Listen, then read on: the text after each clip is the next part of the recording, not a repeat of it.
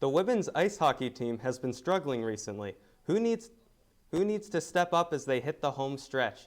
And the men's ice hockey team set an NCAA record this past weekend. Who deserves the credit? More Bobcat Breakdown starts right now.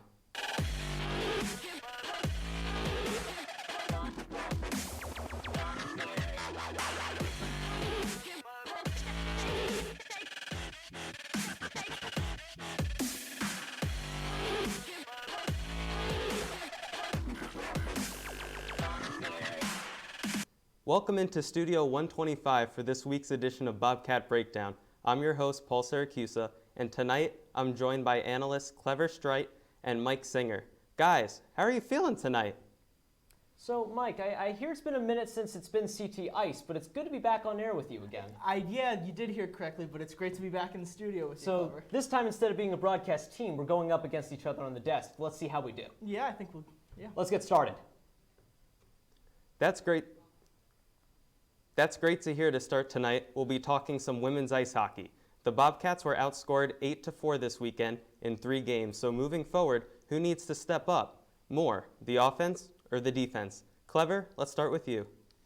Yeah, since this year has started, it's been kind of rough for the women's ice hockey team. They've tried to transition back from their really great start in 2021, and now stepping over into 2022, they're 4-6-1 to start the year after their best program start in history. They were 15-1-2 at that point. So I would have to say that the offense is going to need to step up a little bit more. Like you see on the graphic right there, they have 2 goals per game at this point in time, and they're being outscored 7-2 in their last 2 games. And this is kind of misconstrued because the defense has been strong. There's been a lot of one-goal games that Quinnipiac has been playing, and there haven't been a lot of blowouts. The last game they played was against St. Lawrence. That was a 5-1 loss on Sunday. But after that, I mean, out of their last 9 games, 5 of these games are one-goal games. These are very close games, including a couple of top-ranked ECAC opponents that they're facing, 3-2 losses, 4-3 losses to teams like Clarkson and Harvard. So they are keeping it close, but the offense needs to take the next step up, Mike. I mean, I'm going to disagree. Actually, I'm going to agree on this one. I think the offense does need to step up as well. But you were just talking about all of that. I also want to talk about the defensive side of the play, too. They've taken about 3 penalty minutes per game. 3 penalties per game. That's just not good. They're being uncareless with their stick. They're leaving out their goalie to dry, like you said. They lost 5-1 to St. Lawrence, and then they lost 2-1 in a back-to-back set, getting outscored 7-2. They're just leaving Schroeder and Angers out to dry. Angers also got pulled in that game and Schroeder came in as well. I'm not saying that the offense doesn't need to step up. They do, but they also have gotten their share of chances. I mean, they outshot St. Lawrence 49 shots in that game. They're just snake bitten. They just need to find their rhythm again. It's nothing to completely panic over, but in the long run, the shots that aren't coming their way and the goals that aren't coming their way is going to end up biting them in a very big game. Now, the women's ice hockey team has 3 key games against ECAC hockey teams this week. What are your predictions for each of the games? Mike, why don't you start us off? I think both games are going to be extremely close. I think all of them, because they have 2 big games. I want to point out the Harvard game and the Yale game. Against Harvard alone, their record isn't great, and these are wins that they need right now. They're sitting 4th in the standings. They have a game on Friday, February 11th against Dartmouth, the 12th against Harvard, and RPI on the 15th, like you see. These are very winnable games.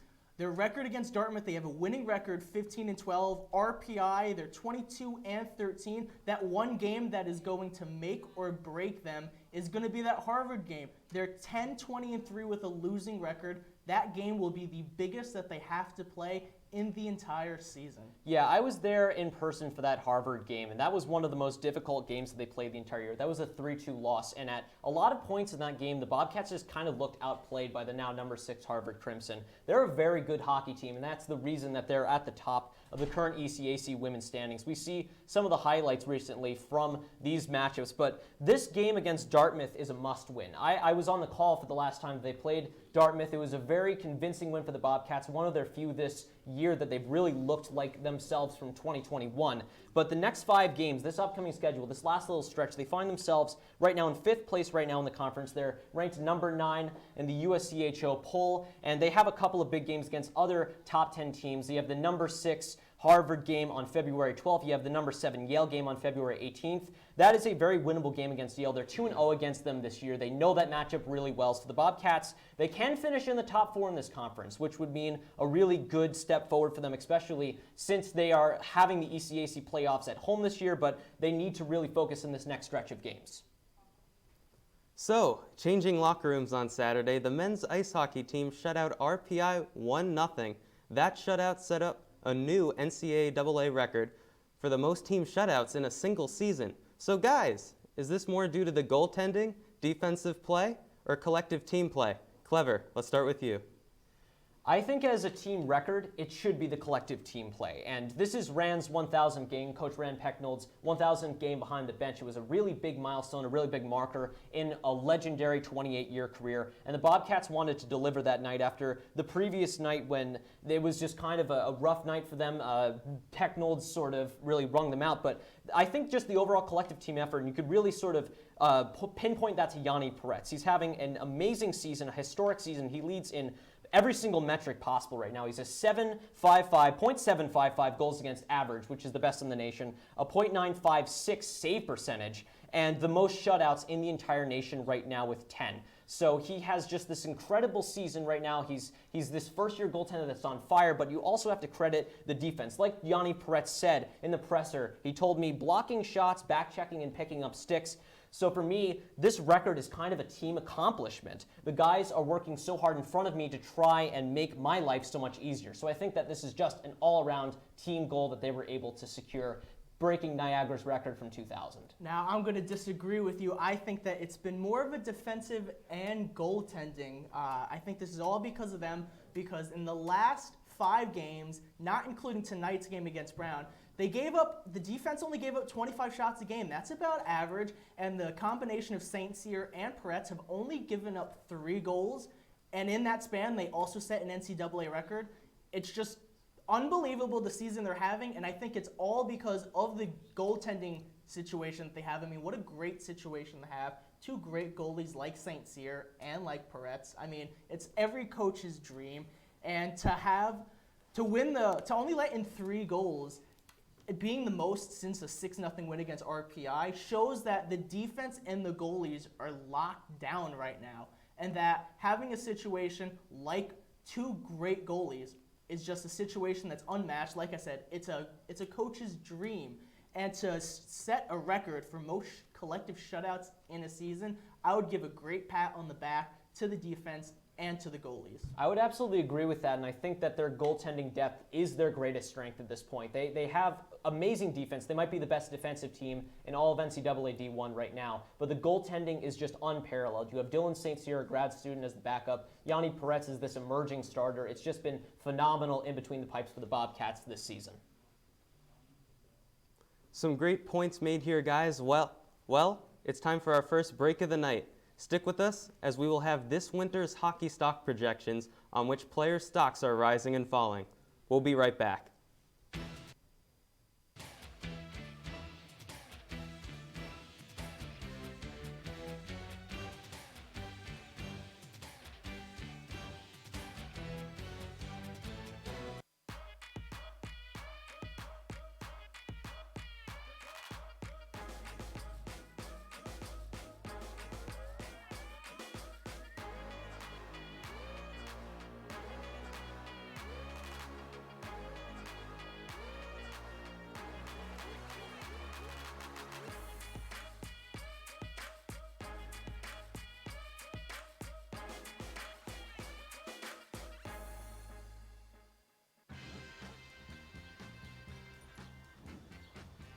When we adopt a shelter pet, we discover they're a unique mix of all kinds of things.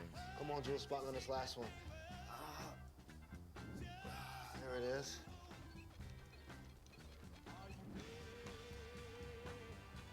Keep going with it. Leo. They're a little bit of a lot of things, but they're all pure love. I know what you're thinking. I need a job. I need a new career. Well, I've been there. I've been there. I've been there. I wasn't happy with what I was doing. After high school, I didn't have a plan. I just wanted to start working. I got laid off twice, but you gotta keep going. You just need the right skills. Find an apprenticeship. I found a 2-year IT program. I found a medical course online. I'm now a consultant in the tech space. You have more options than you think. You can do this. You will find something. You will find something new.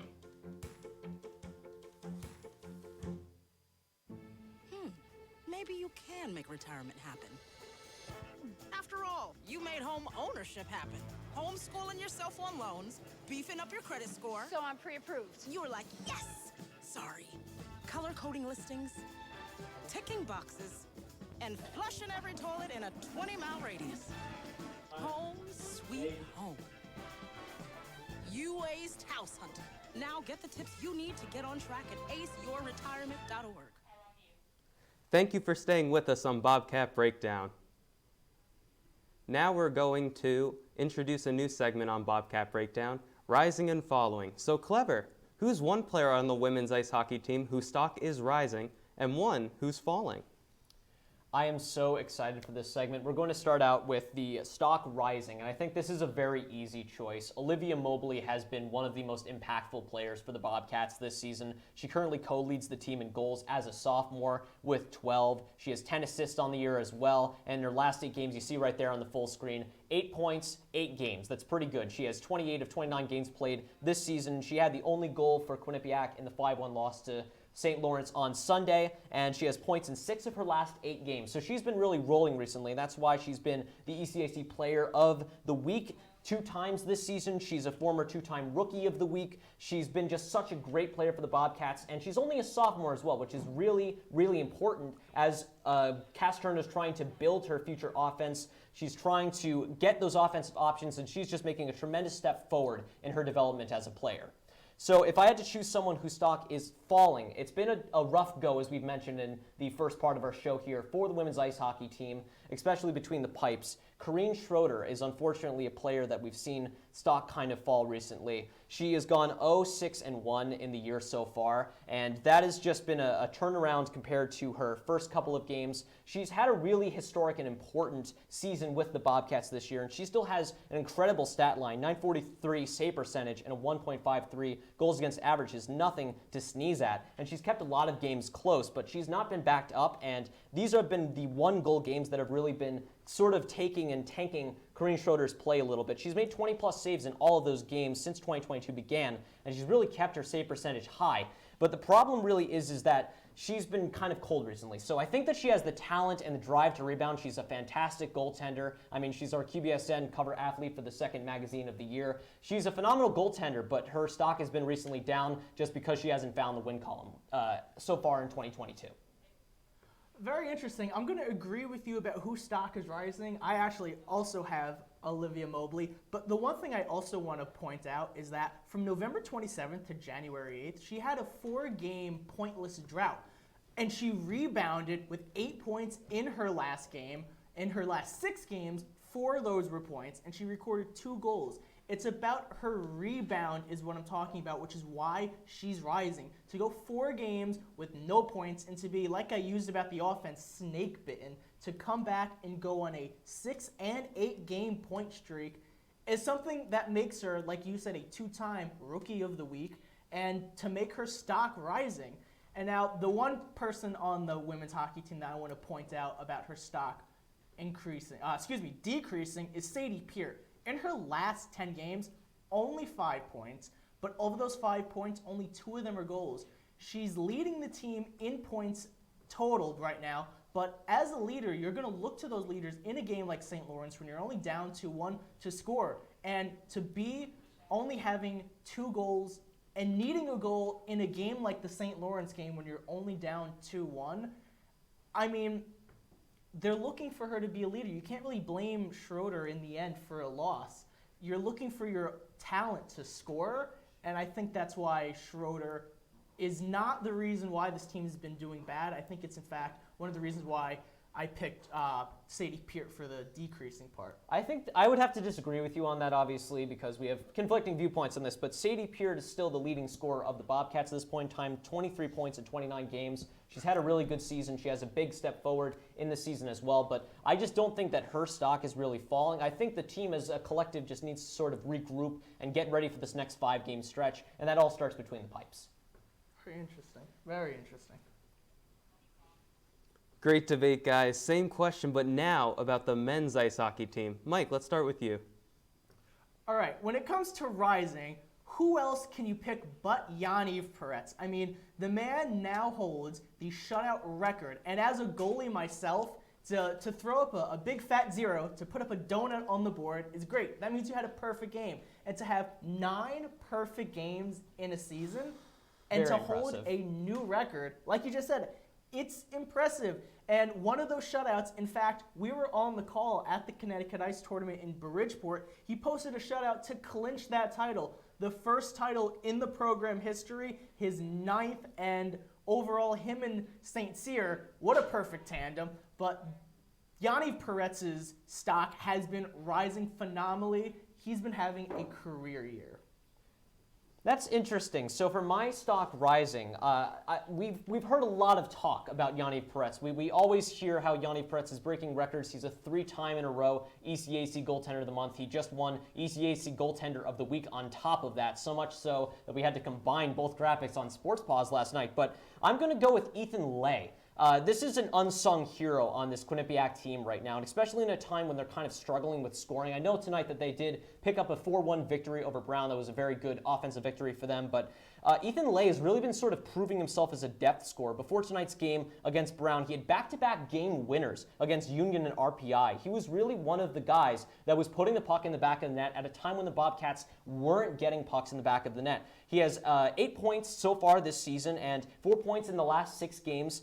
He was out of the lineup against Princeton on January 18th, and since then, he's really turned a corner as a player. This junior player has been a key part of Rand's bottom 6 that has been putting together so much offense. We saw at CT Ice how critical players like Joey Cipollone and other players that are in the bottom 6, Oliver Chow now playing down there even. It's been so important for the Bobcats to get that scoring from depth players, and even Rand said after RPI, I think Ethan Lay was really good. He competed, he battled, and when he does that, he's extremely effective. So I think that he's been one that stock has been rising. So the lack of offense here is definitely a point of concern, and that's also where I want to go for a second. Just the lack of offense right now, especially as the ECAC tournament approaches. I mean, they've been in such dogfight games, scrambling for a win. We just saw finally they were able to win by a 3-goal margin tonight against Brown 4-1. But before that, we saw it at the Connecticut Ice Tournament. A 3-2 come from behind victory against Sacred Heart. They were on the ropes. Sacred Heart had them, and they mustered enough to end up winning that game on the stick of Zach Metza in overtime. Yeah, we heard last week that was the call of the week. But the big thing is that when that game happened, Sacred Heart was ranked in the 30s in the pairwise ranking. They're ranked 37th right now. They're a below 500 team in the Atlantic Hockey Conference. This is a team that Quinnipiac shouldn't be pushing to overtime. This is a team that Quinnipiac should be easily beating.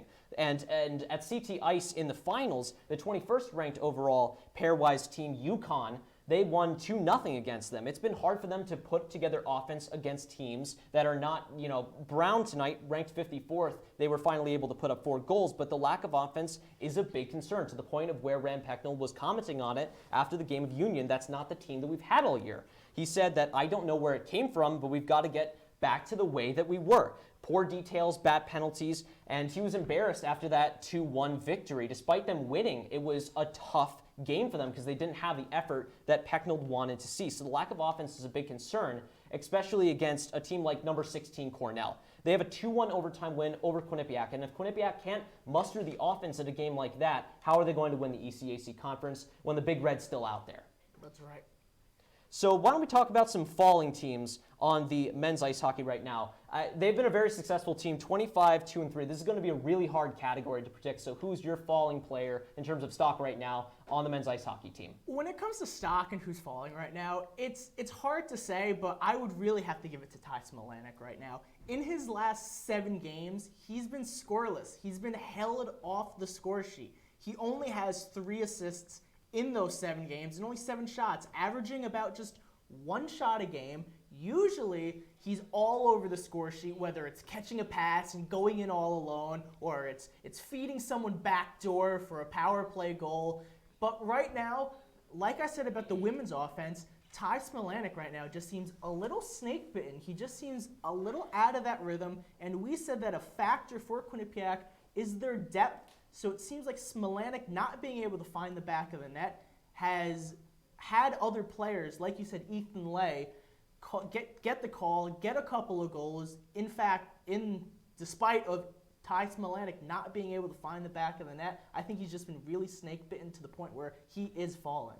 I do hear your point, and I'll just go quickly through this one. Jaden Lee. Jaden Lee has been a player that I think has so much potential as an incredibly fast skater. He is such a great defenseman. He can get to really open ice quickly. I saw him in person when I was able to travel with David Marr and QBSN to Ingalls Rink to call the Yale game for the Battle of Whitney Avenue, and he had a goal in that game. And I said to myself, this is going to be a breakout year for Jaden Lee. But recently, he hasn't really been putting up the same offense that he did in the first half of the season. At one point in time, he had a stretch of 5 points over 6 games. Now he's had 1 point in his last 14. So I think that if there was someone to pinpoint on a team that's been so successful, Jaden Lee plays a really important defensive role. He's on that second pairing. He's getting great minutes. He's a junior. He's a veteran. He knows how to play in Rand's system. But I think that he can have more of an impact on the offensive side of the puck. I mean, this season, he's already had his best season offensively in his entire time with Quinnipiac. But he is the kind of guy that can move pucks around quickly. He can get on the breakaway. He can bury one underneath the goaltender. So if he can up his game on offense, I really think that could help the Bobcats, especially since we were just talking about the Bobcats having some problems with scoring. It could come from the most unlikely of places. And Jaden Lee, despite him being a great defensive player, I think he can contribute a little bit more offensively. It's time for our final break of the night. When we come back, we will have the QBSN Call of the Weekend and, of course, Final Roars. Stay with us. We'll be right back.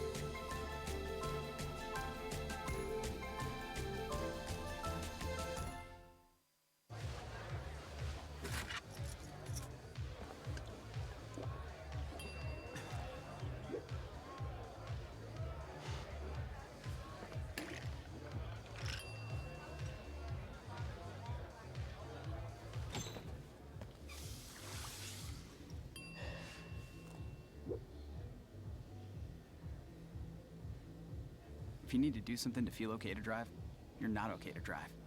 Don't drive buzzed. Multiple studies have shown that marijuana can slow both driver reaction and response time, which can be really dangerous. It's here. It's here. Wait. What? I can't drive. Why? My. Oh.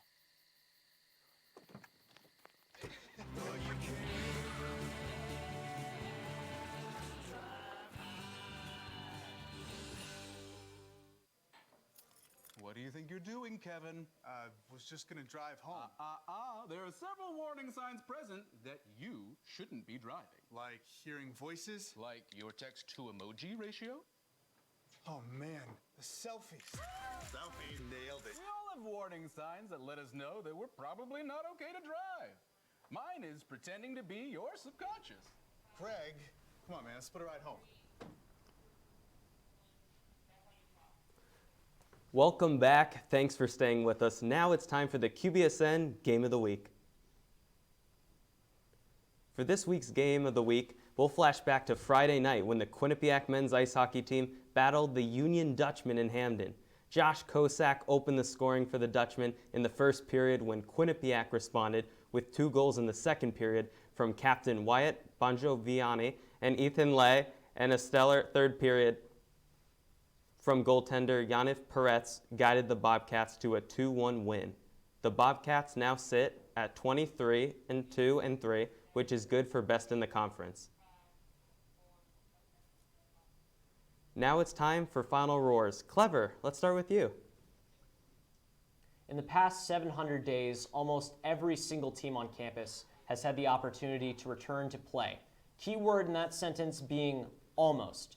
The Quinnipiac acro and tumbling team finally had a chance to return to Lender Court this past weekend as they took on Gannon and East Stroudsburg.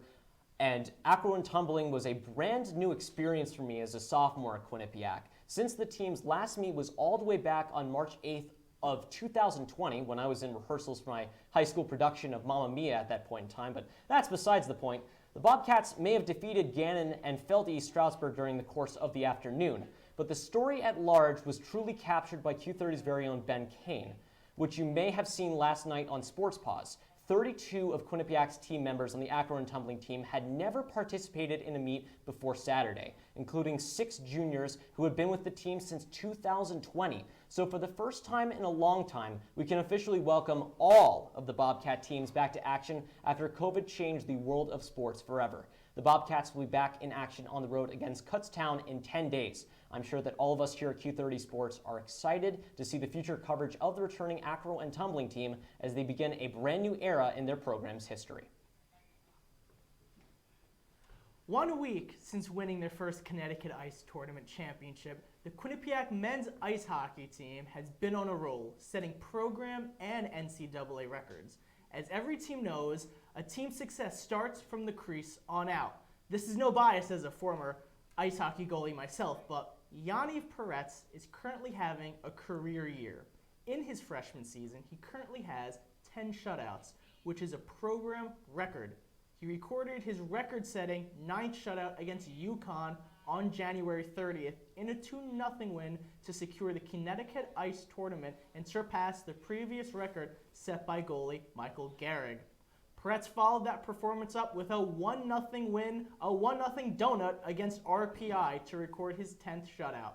Not only was that game against RPI, head coach Rand Pecknold's 1,000th game behind the bench, but was also the team's 13th shutout of the season.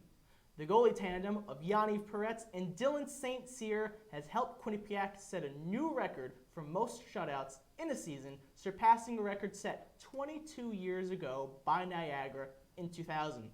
Quinnipiac is currently in the driver's seat right now with a tough schedule ahead of them that sees them play the likes of Clarkson, Brown, and Dartmouth. Quinnipiac will be looking to their goalies to lead the way to victory. On Sunday, the Quinnipiac men's basketball team continued its up-and-down season with a 76-63 loss against Monmouth.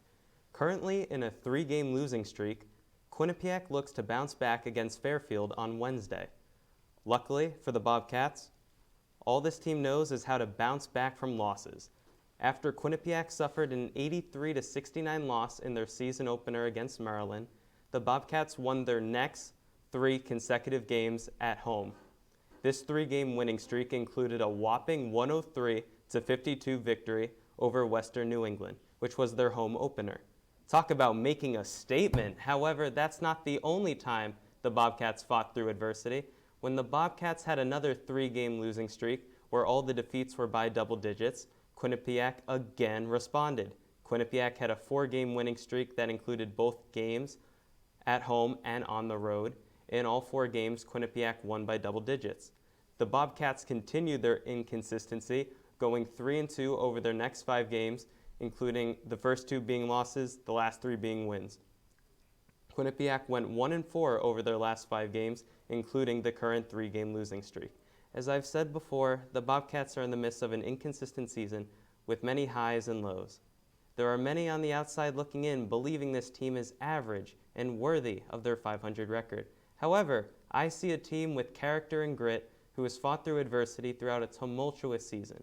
My bold prediction for the Bobcats this season is that they will find consistency down the stretch. In particular, Quinnipiac will go 5-2 for the remaining 7 games, highlighted by a 5-game winning streak. For this to happen, Quinnipiac's going to have to play well.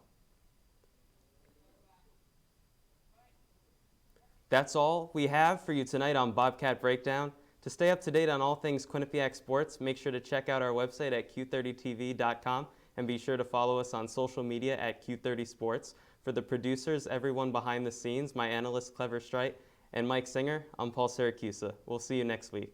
Same time, same place.